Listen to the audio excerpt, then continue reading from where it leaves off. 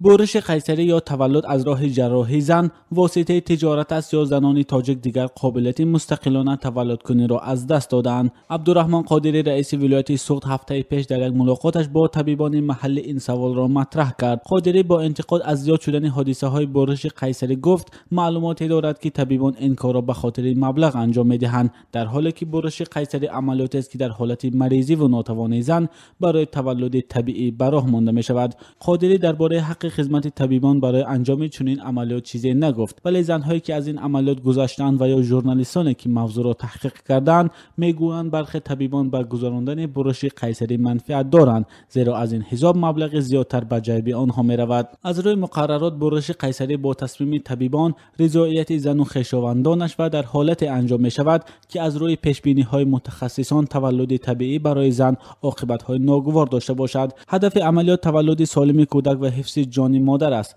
زمان شوروی برای انجام چنین عملیات نظارت شدید بود و تنها بعد حکم سردختر امر انجام این گونه عملیات داده میشد. خالص اما قادری و ساکن 29 ساله ولایت سوخت چند سال است که از درد میان رنج میبرد. او میگوید بعد تولد کودک با راه جراحی به این درد گرفتار شد و با گذشت قریب 3 سال تا حال شفا نیافته است. این همصحبت ما میگوید بعد این حادثه شوهرش خواست از بالای کار دختران به مقامات شکایت کند، اما دختران به آنها گفتند که خرج بیمارخانه را از خالص ما و شوهرش نمیستانند و با این راه آنها به سازش رسیدند که اخیری از بالای کار طبیبان به مقامات شکایت نکند.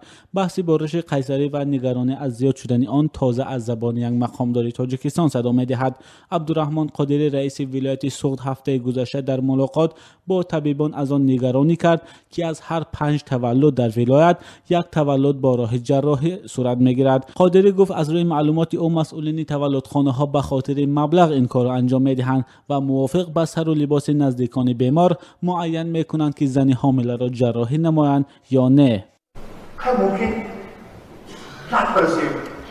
2% کودک صحنه بیاد باشه، یا که دیگر میشود دیگه 18-20% نکن، چه نکن تو بعد که پای دیگر ما شوندی بوسکن وایستا پیش گرفتیم برای کل میخواه میکردیم همین زنها میخواه میکردیم شوارشان که از چیره و علی مصوب میخواه میکردیم که ممکن کودک وایستا رفته کنسوری میکرد شوراشون واقع میکرد براده اینا تشکر نکن میکردیم تو پدرسو نکرد. موافق قانونگذاری تاجیکستان تولد رایگان است و تولد از راه عملیات از روی نرخنامه رسمی 622 سامانی مقرر شده است. مؤسسه های طبی میگویند این خراجات برای دارو و درمان، مواد طبی از جمله داروهای مدهوش کننده مصرف می شود.